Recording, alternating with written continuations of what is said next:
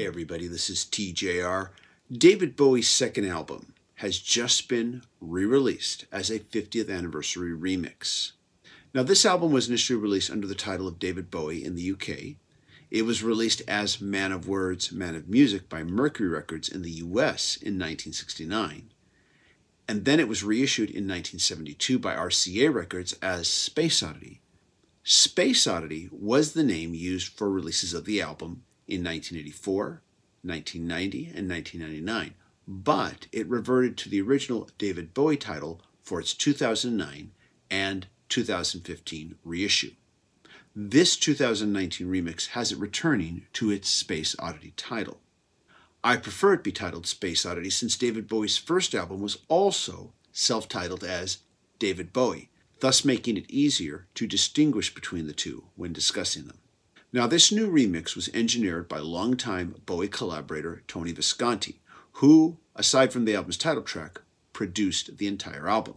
Now, in regards to Space Odyssey, the song, reportedly, Visconti saw the song as a novelty record and passed the production responsibility for the song on to Gus Dudgeon, who would later be renowned for his immaculate production work with Elton John during his golden 70s era. Full disclosure. Until now, I have never listened to this album in its entirety. So aside from the album's title track, I have no nostalgia for the original mix. This puts me in a completely different mindset from someone who grew up with the original mix and has a nostalgia for it. Because I am not married to this original mix, I might be able to give a more objective opinion about it. I also want to stress that this is a review of the remix and not the album. Also, this will not be a track-by-track review. Instead, I will give a brief overview and then point out a few tracks that illustrate my point. So first, some overall observations. Throughout this mix, the drums are given more presence. You feel them hit a lot harder. The bass is also deeper and more centered. This does provide the bass with more presence, which at times makes the bass sound fuller, but it also sometimes threatens the standing of other instruments in the mix. As a result, the song's upbeat tracks have more oomph and seem to rock harder, but not always. In this mix, Tony Visconti takes liberties with the original mix, which I want to remind everybody he is mostly responsible for. And in some cases, he removes one performance in favor of another. I'll give some examples on this in a moment. But first, I want to address the elephant in the room.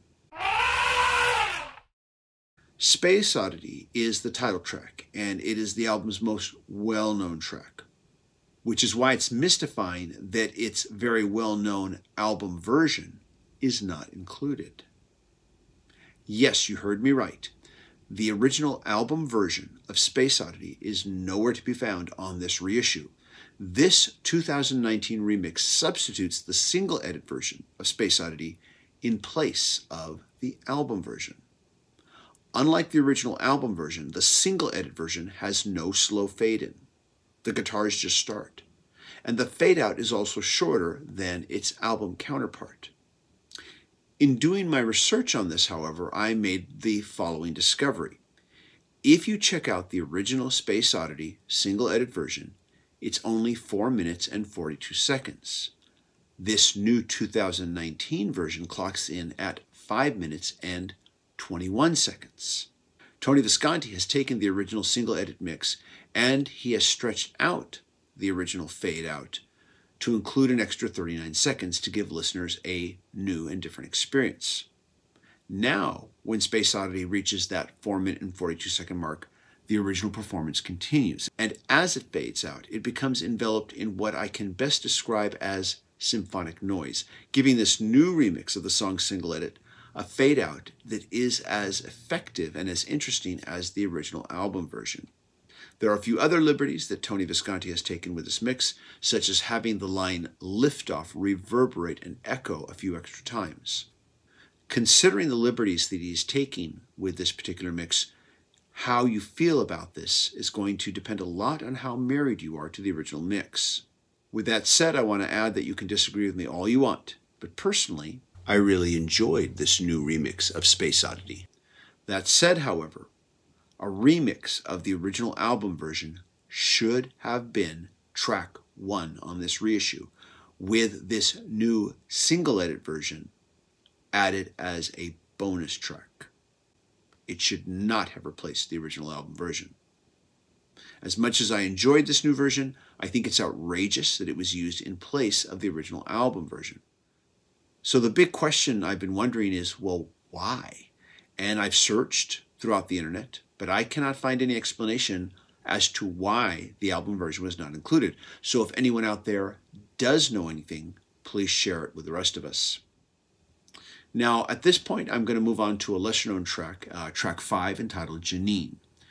During the song's opening 19 seconds, and before any lead vocal, you can find a lot of what is different between these two mixes. Once again, the drums are more present, and the bass guitar is centered versus being over to one side, giving the bass a fuller sound. With Janine, Tony Visconti has chosen to highlight different performances that were not in the original mix, and to hide some that were. I'm going to play you a short clip and hope I don't get any copyright strikes. Now, first of all, notice the quirky sounding dun-dun at the 10-second mark.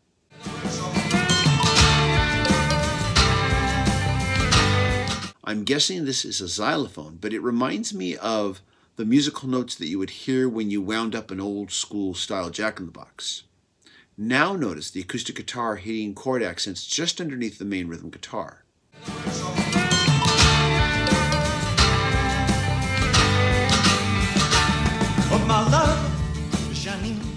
What you're hearing right now is the 2015 remaster of the original mix. Now notice that the 2019 remix removes those acoustic guitar hits and replaces it with an electric guitar just hitting straight ahead power chords.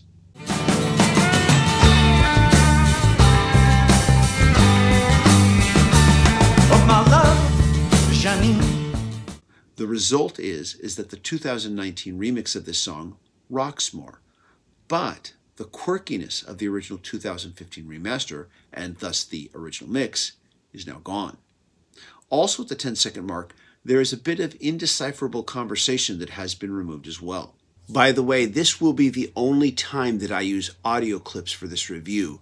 As much as I would like to use them for each track that I discuss, I am afraid that I have to limit them in order to avoid potential copyright claims.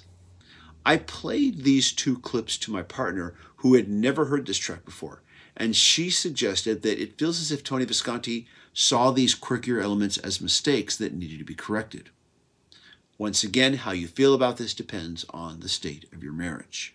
But with that said, I want to remind you that both versions still exist. I'm going to move on to track 2 now, entitled Unwashed and Somewhat Slightly Dazed. The acoustic and electric guitar used in the song's introduction feels a bit more toned down in the new mix, whereas in the original, they feel a little bit fuller and have more impact. Also in the original mix, at the 34-second mark, when the drums and bass hit, they don't overpower the electric rhythm guitar, which is the primary instrument that you feel in the original mix. In the 2019 remix, the bass and drums do overpower the electric guitar. And since the opening guitars are toned down in this remix, it means that the opening drums are going to hit with that much more impact as well. And this is also accentuated by the fact that additional reverb seems to have been added to the opening drum hits as well. At this point, I will concede that the 2019 remix of this song is beefier sounding, but it is at the expense of hearing the aggressive electric rhythm guitar from the original mix. Less affected by this remix are all of the album's acoustic-driven tracks. Yes, some modern audio enhancements have been added, but mostly these have been left alone. Speaking to the press about the 2019 Space Oddity album mix, Visconti says it was so much fun to find hidden gems of musicianship with more time to mix the second time around. A guitar twiddle here, a trombone blast there, Mark Bolan's voice in a group choir, and more detail in general that we overlooked all those years ago when the label gave us a week at most to mix the album. Reading this gives me the impression that Tony Visconti sees this remix as redemption and an opportunity to correct past wrongs.